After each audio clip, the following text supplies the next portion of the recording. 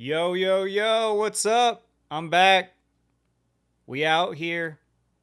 Got my studio kind of figured out, as you can see in the background. And sorry, I've just been busy. I'm building a camper van, kind of like a bug out van, kind of, just in case everything hits the fan. It's got a diesel engine in it, and it'll probably run on anything I put in the gas tank. So no emissions or none of that bullshit on it. It's a 7.3. Getting that thing ready. Got a 6 month old. Um, Me and my wife we're in the trenches right now. He doesn't want to sleep any longer than 3 hours. He's a hungry boy. But let's get into it.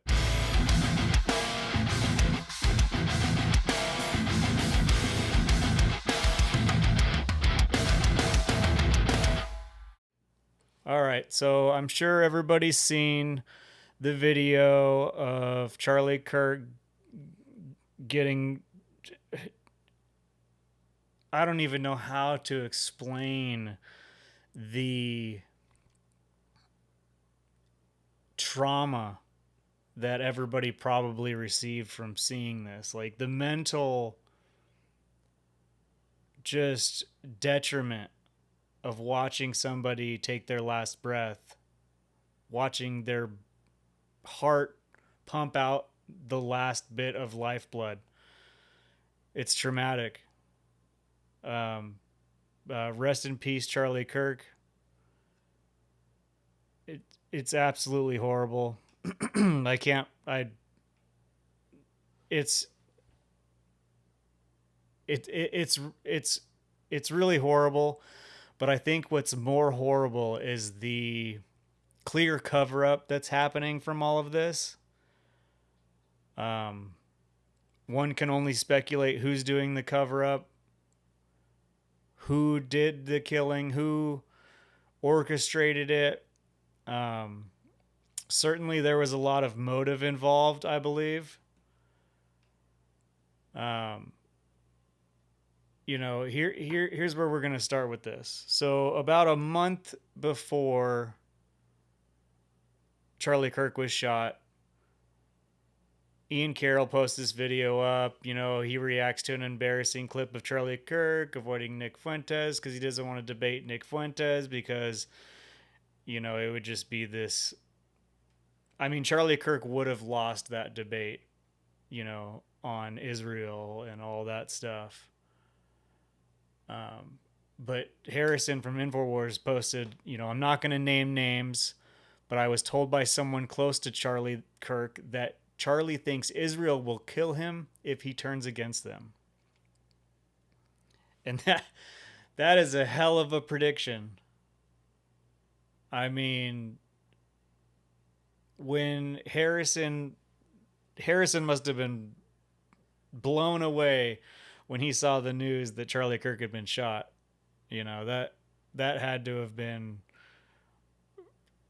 I mean, it's not something that you want to predict, but god damn, this timeline is fucking crazy, and that's why I've just been balls deep in looking into this.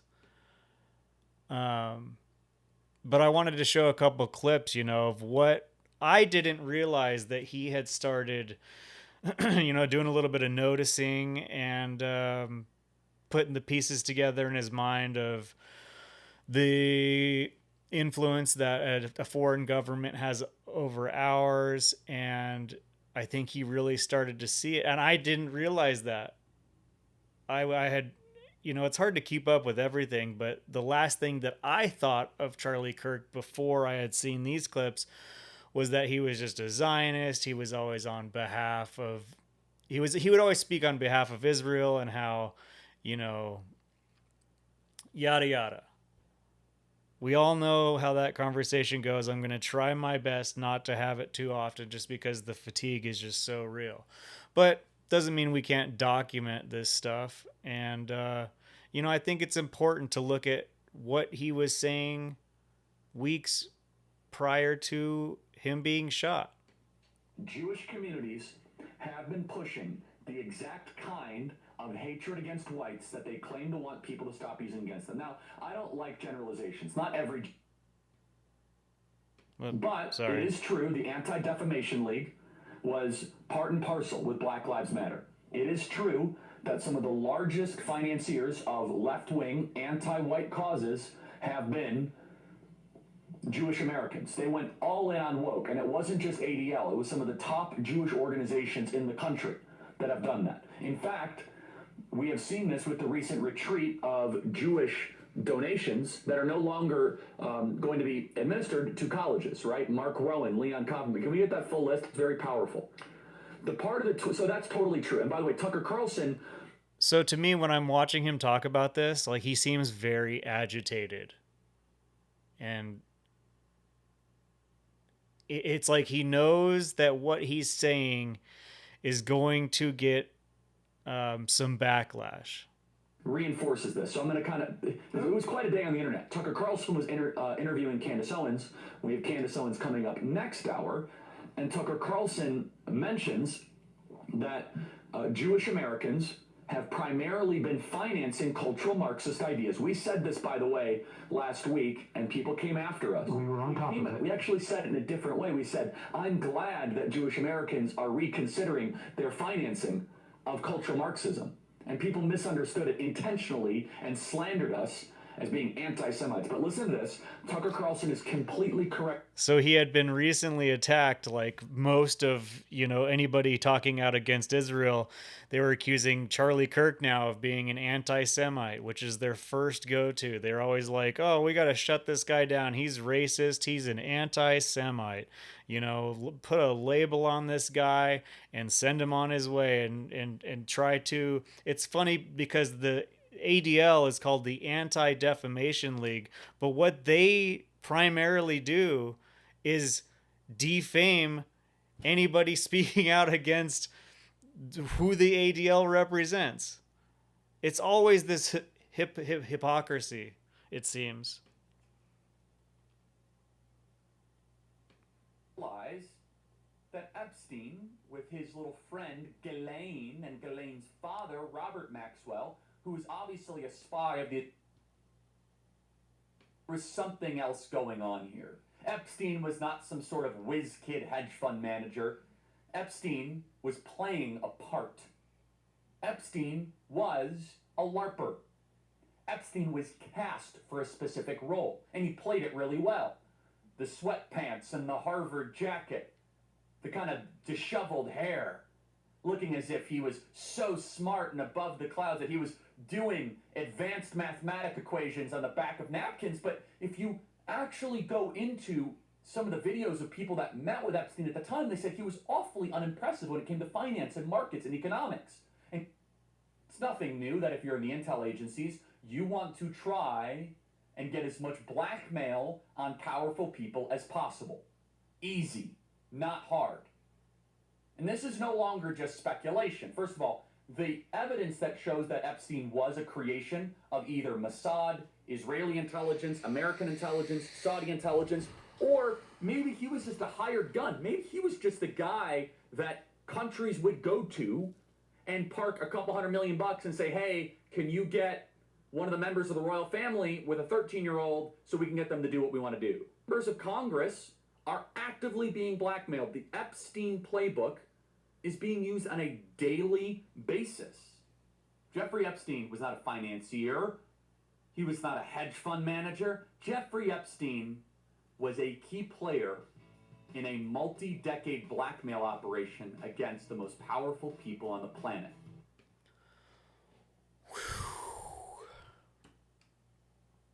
Charlie Kirk was based there at the end, man. I think that ultimately that's what got him shot. I think these words that he was speaking needed to stop, especially the reach that he has with a certain demographic. He shows up to these colleges and essentially tries to rewire what the college is trying to wire into them. Like, I find it fascinating that he would go to these colleges and The college themselves are actively trying to propagandize and brainwash these kids, and then this guy shows up and speaks logic to them. The colleges definitely wouldn't want that. All right, so then we start seeing these videos of these fucking guys, uh, given the signal to steal third right before Charlie gets shot. It just like it was just instantly fucking weird. Um, the older guy, where's did I fucking?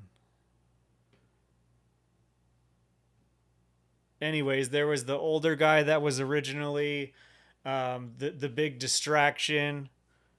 Um, Let me look him up real fast. His name was George Zinn. And this motherfucker was at this shooting. I believe he was also at 9/11. He happened to be in a documentary about 9/11. In 2013, he was charged with bomb threats at a marathon in the aftermath of the Boston bombing. This week, he's been brought up on child porn charges. So this guy, as soon as Charlie gets shot, like I think he had dropped his pants and was like, "Hey, over here! I fucking shot him over here!" Like so, instant distraction. But on that day, whenever the news reporting was happening, I was like as soon as this shit dropped, I was on X. I was watching it. I was reloading every 3 seconds. I'm sure like a lot of people were, and this was huge. They were out, they get this guy. They're like, oh, we got this guy. They arrested George Zinn. He's a Zionist. He's Jewish. Blah blah blah. He says he did it, and they took him into custody. So then the news was like, this is the guy. This is the guy. But this was kind of like the first patsy. He was like the big distraction, and I think there was another one out in the crowd somewhere, and certainly there was a lot more distraction going on. And what this did is all of law enforcement that would kind of have an eye on things is directed straight to here. And I don't know how much local law enforcement or what kind of security they had at Charlie Kirk's thing, but this was an obvious distraction, and did a great job not only at the scene but for the news cycle. Huge distraction.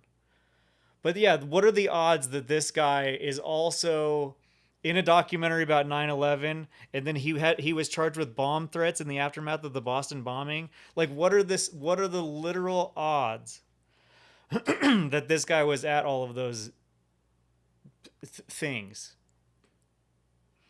All right, so then literally the I start really paying attention to all this stuff. Actually, should I go back? No, we'll fucking get into it right here. So the so the shot rings out, Charlie drops, his security, whoever gets on top of him. This George Zinn guy's in the crowd, like, "Hey, it's me." He's got his fucking pants down. I think it was in. I think even Rogan was talking about his pants being down, but like it was like, look at me, look anything he could do to attract attention to himself. Like literally somebody probably paid him and was like, you need to sell it, you need to get every cop on you. Instantly, I don't care if you need to pull your pants down. This guy's like, fuck it. I'm yeah, this ain't my first rodeo. I did fucking the 9/11 thing and the Boston bombing thing, and I'm just a fucking crisis actor. You know? So then eventually it goes to this sniper on the roof, and but this didn't happen until later in the day. You know, they didn't even the sniper on the roof. It was just a suspect at large type situation, and everybody's theorizing. You know, they're like, "Oh, was it the old guy?" Because I don't think that the news had came out that it wasn't him. I can't remember when that came out, but it was like, I bet he's trans. Everybody's, you know, leaning into that, because there is a correlation between these mass shooters and they. I think the last 10 of them have been trans. Nothing against that community. That's just a. If there's a correlation to be made, then we need to make it. I mean, you're talking about people dying, and this needs to be taken serious.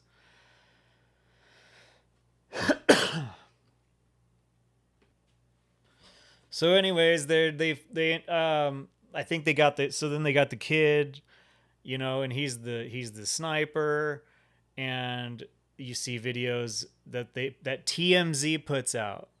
That was so weird to me. TMZ had this video of the kid supposedly like limping down the street with a fucking sniper rifle in his pant leg, which is fucking crazy.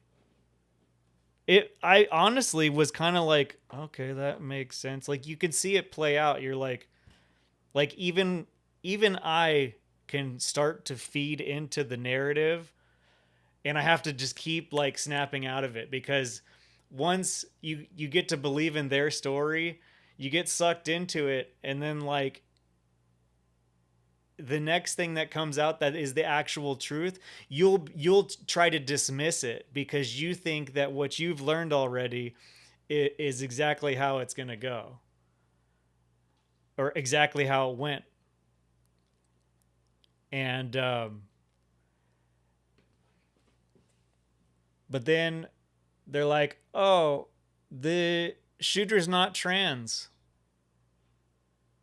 But the engravings on the bullets had like weird shit on them. There was like let me see, I think I have it pulled up here somewhere.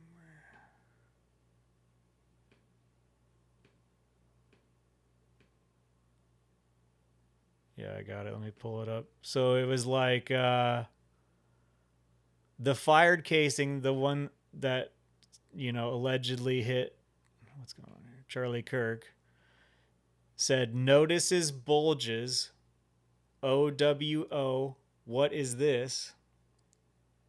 Which I ended up looking it up because I don't fucking these this younger generation's into some weird shit, man. But whatever, I'm not hating on it. So it's some meme thing where it's like, oh, notices a bulge. What is this? And the OWO is supposed to be like a cat or something, like the two eyes and then like the whiskers. I don't know. The first unfired casing, hey fascist, catch with three down arrows. I think this is written incorrectly, but it was like three down arrows, right, left. It was like a when you used to enter in like cheat codes on video games, and you know you'd go up, circle, left, whatever. It was like that, and then I looked that up, and that was some, I think it's like Hellraiser video game, and that's how you like drop a bomb or something. And then Oh Bella Ciao, Oh Bella Ciao. It's like an Italian anti-fascist song. And then the last one, if you read this, you are gay, LMAO. And I saw a meme that it was like, imagine being the first FBI guy that finds that reads the last casing. It was pretty funny. I mean, who the fuck is coming up with this?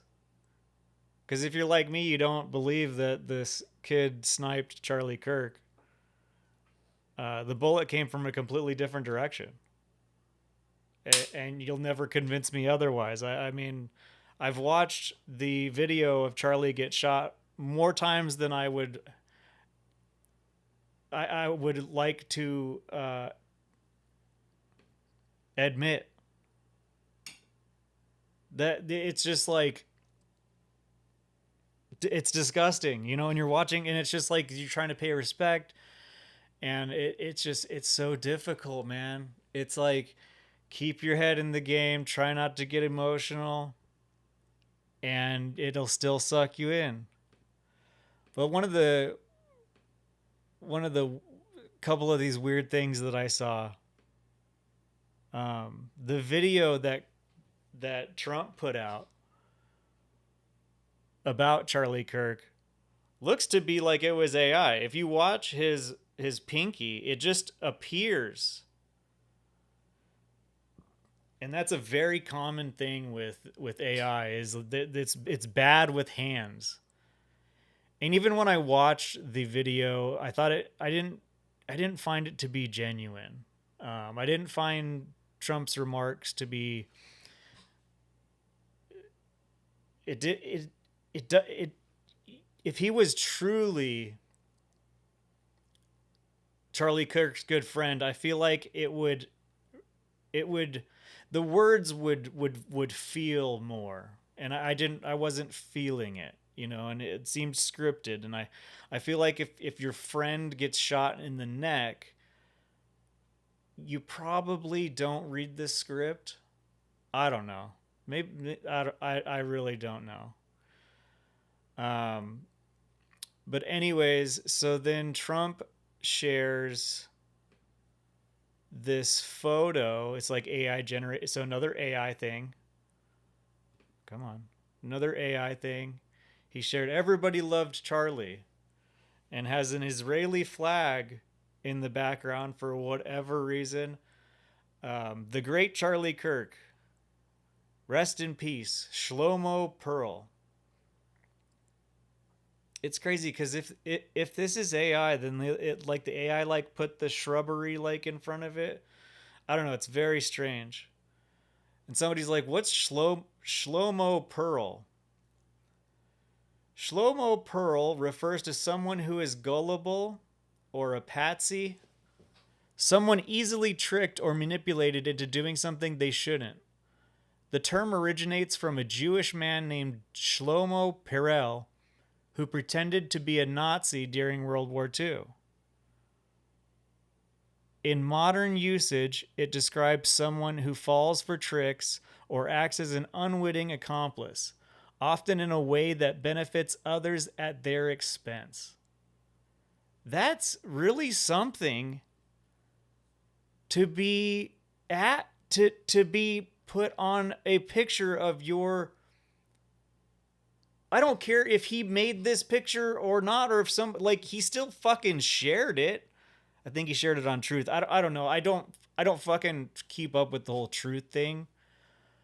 But that is very odd.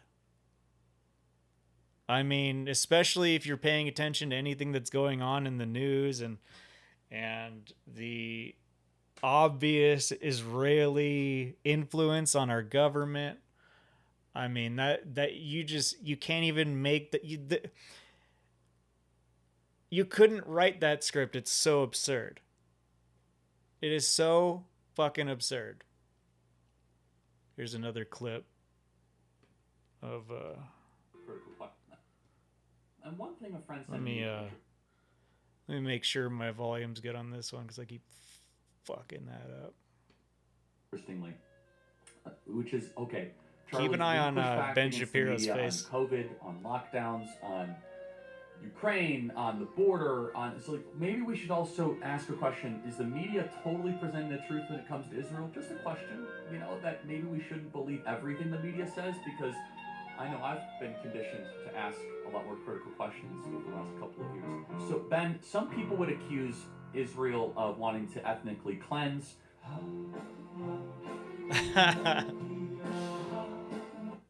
Man, sure is funny, isn't it? So this guy ends up being this guy, Jewish Zionist as well, George Zinn. You even got AB posting it. Wait a minute. The Jew that was used as a decoy in the Charlie Kirk assassination was also used for 9/11 propaganda. You can't make this shit up. Yeah, you can't, because it rings true. Whenever you hear the truth, it's sweet. You like know it to be true. You're like, okay, everything's bullshit. So let me just piece it together. Here's another really fucking weird thing about all of this. Might even be the weirdest. And just last night, the suspect was taken into custody at 10 p.m. local time. In less than 36 hours, 33 to be precise. 33 to be precise. And if you're any kind of conspiracy theory guy, you know all about the 33, the 33rd degree Mason, the highest, I think it's the highest level of Mason that you can get. And people like to theorize that the Freemasons are out there pulling these strings and doing that. And the fact that he says this is so fucking strange.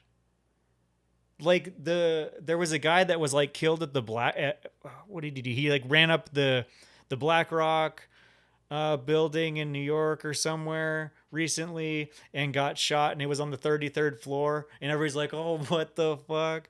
And then this, like, crazy. The suspect was taken into custody at 10 p.m. local time.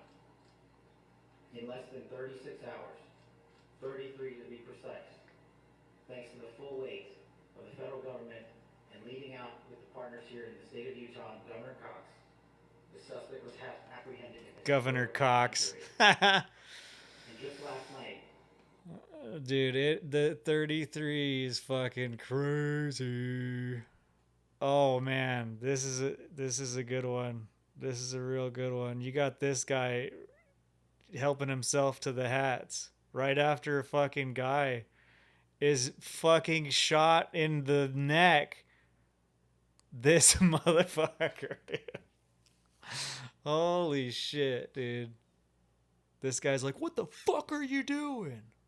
Let's get some audio on this. Hey, yo, grab me a hat. Let's go, guys. I don't know. Let's go. I have no idea. Let's go. What are you doing? Get the fuck out. Oh, yeah. Get the fuck out of here. Grab me a hat. Hey, yo, grab me a hat. Hey, yo, grab me a hat. Dude, like, this is how desensitized the population is. Some guy that they were there to see probably just got fucking executed, and you got people stealing the hats. And somebody else is like, hey, give me one. They're not even like yelling at him for being a fucking disrespectful asshole. Crazy. All right, so I believe he was shot from the side. This is an exit wound. That's just fact. Then I saw a few days after the shooting, they're fucking renovating right where he fucking died. Literally right fucking there. That was grass. When he was shot, that was grass. So they tore it up and put fucking pavers down. And there also is some trap doors right there, which, like, Candace is theorizing that somebody, like, shot him from below. I don't know. The side seems very much more plausible. But I don't hold on to my beliefs, like, very tightly. I'm able to learn with the group. But this is fucking crazy. So what I think is he gets shot from over in that stairwell over there or somewhere in that vicinity. Look at how many fucking spots there are to shoot somebody. If that's the angle, dude, like there's this is a fucking video game map. Like, pick a spot. You could get in that crevice in between the buildings. But a couple days later, they got these people. Why? And you're like, well, if the bullet came from that direction over there and we have an exit wound, that means the bullet came out. To me, that means the bullet went in the grass, probably at a high rate of speed. It's probably wedged itself in the grass.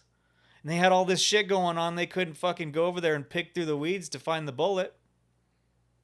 But they didn't have to. They get these fucking assholes to tear it up and pave it. Another thing, it never was turned into a crime scene. It blows my mind. Like, you would think a guy just gets fucking shot in the neck. We're going to cord this place off with red. Like, nobody's allowed into this campus.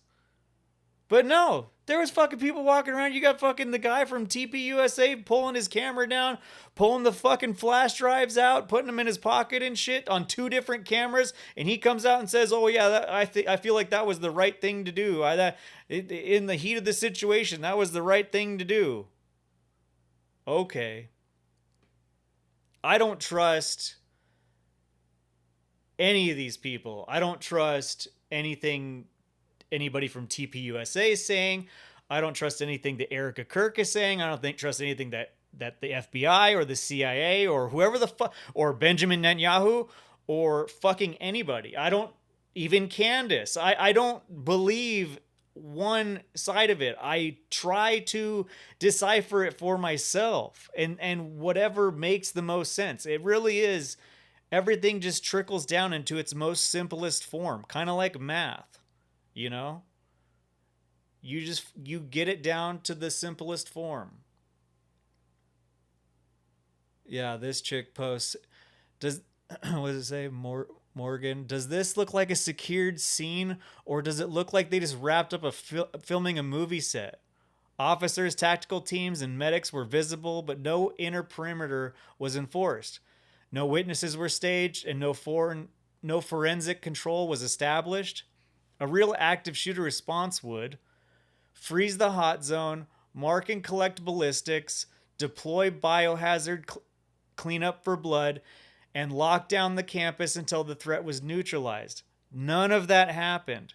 Instead, civilians wandered freely, surfaces were contaminated, and no hazmat or spray crews ever appeared. That's crazy. She goes on to say, even more telling, no aerial assets were dispatched, despite protocol calling for air support when a gunman is at large. If they truly believed a shooter was active, security, because a shooter was active at the time, security would have escalated instantly and comprehensively. The absence of those steps only makes sense if there was no genuine threat. If the event was managed optics rather than a real emergency. That was kind of written weird. Why would anyone preserve the forensic integrity of a staged incident?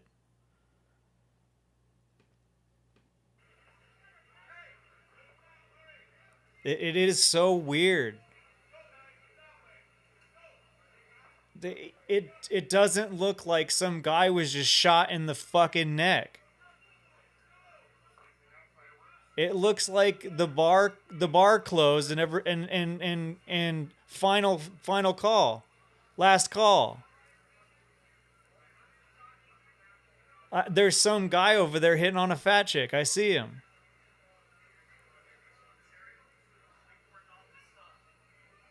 Fucking crazy. It makes no sense. That's what drives me. And then you got the FBI just shoving this shit down your fucking throat. All right, so now we're getting into the fucking just so ridiculous.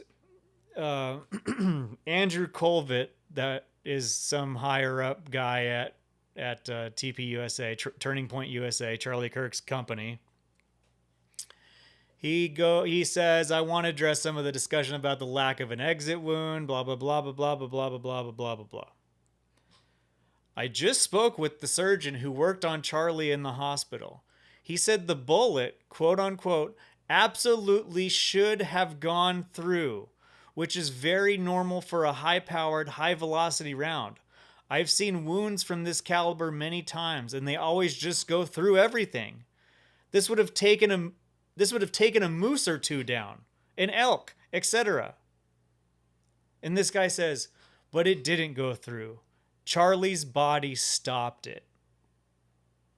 I mentioned to his doctor that there were dozens of staff, students, and special guests standing directly behind Charlie on the other side of the tent, and he replied, "It was an absolute miracle that someone else didn't get killed. His bone was so healthy, and the density was so impressive that he's like the man of steel. It should have just gone through and through. It likely would have killed those standing behind him too."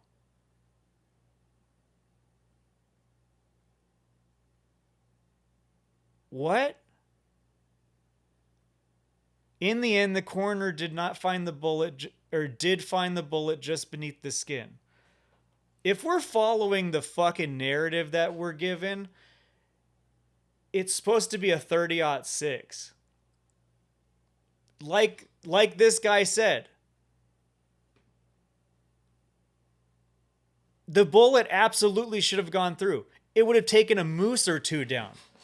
Do you know how fucking big a moose is? What are they, like 1,500 pounds? And this gun can take one of those down, but you're telling me this guy's fucking neck stopped that? Give me a fucking break. And it drives me nuts that this guy from the company that Charlie Kirk started and founded and raised from the fucking depths of nothing is being taken over by this guy that's just feeding into that stupid fucking narrative. So much so that he's willing to make up all these crazy stories. Remarkable, miraculous, he says. I don't trust any of these motherfuckers. Here's the exit wound on an antelope. This is the exit wound of my 30-06 at 165 yards on an antelope. Yeah, a fucking baseball size gaping hole. That bullet just passed through bone, let's see, shoulder, ribs, lung, heart, fucking other lung, other ribs, other shoulder, and still blew a fucking giant ass hole in it. But Charlie Kirk's neck was stronger than that. I don't know about you, but I don't think I can go along with that. I think logic gets in the way. And and then this same guy, I don't even follow him, he just pops up, but he's always posting all these huge update. After Sunday's memorial for Charlie, I received a massive surge of inquiries to start new chapters. We had around 60,000 pre-Sunday. Post-Sunday, we had 120,000. I'm like, it just feels like it's by design. I said, wow, business is booming. Almost by design.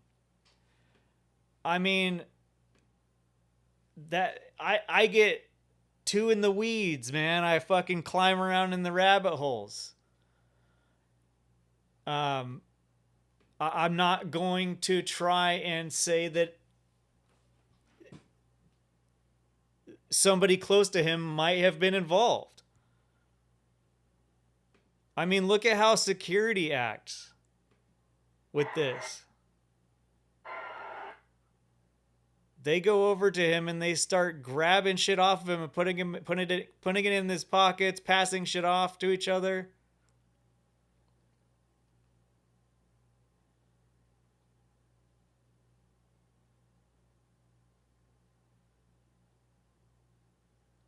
It's probably hard to see for you guys, but there's a lot of fucking shit just going on. Like, what? the guy that you're supposed to be protecting just got shot in the neck. What the fuck could you possibly be passing around? Like, oh shit, grab his condom that his wife didn't know about. Fucking here, dude. Fuck. Like, do they have like a fire drill, but instead of a fire drill, it's like you just got shot in the fucking neck drill, and I gotta run over and pull shit out of your pockets and hand it to homie, and then we gotta dip out around this easy up.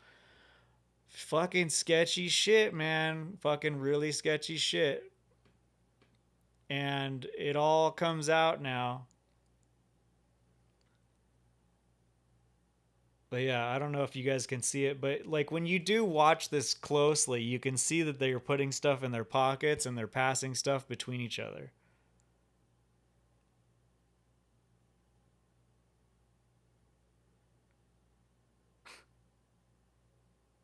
Oh, oh.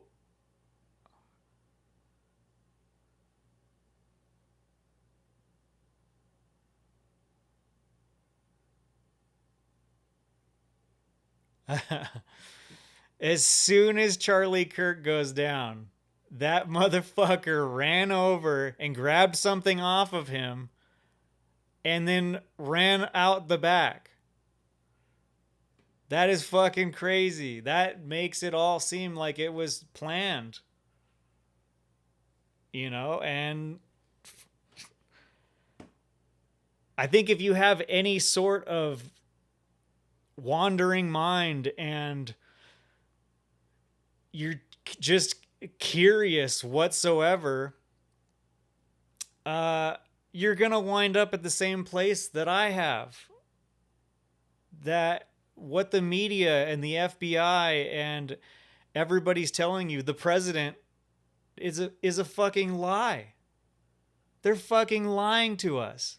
And we're paying them to lie to us. Our fucking tax dollars are going towards it. Insane. I'm fucking sick and tired of it. Fuck, dude. Like the amount of taxes that I pay, everybody pays, and it's still not fucking enough, but they got so much of it they can fucking stage all this shit and fucking murder some guy right on the fucking main stage. Crazy. Absolutely crazy. I think I'm going to end it right there. But thank you. Thank you for joining me on these. I hope to get better at it. I'm brand new. This is my second time recording. This is my first time recording with this setup that I just got set up. I don't know. I kind of feel like a douche for calling it like a studio, but I guess it is a studio. I really want to have some people on, so if you want to come on, hit me up. I'm down to talk about anything. It doesn't have to be politics or, assassinations or anything like that, or it doesn't even have to be about conspiracy theories. Let's just sit down and talk, and I'm open to anything. But thank you for joining me. Press like and subscribe, and hit me up on YouTube and X, Rage Prez on X, Slave Our Souls, and thank you.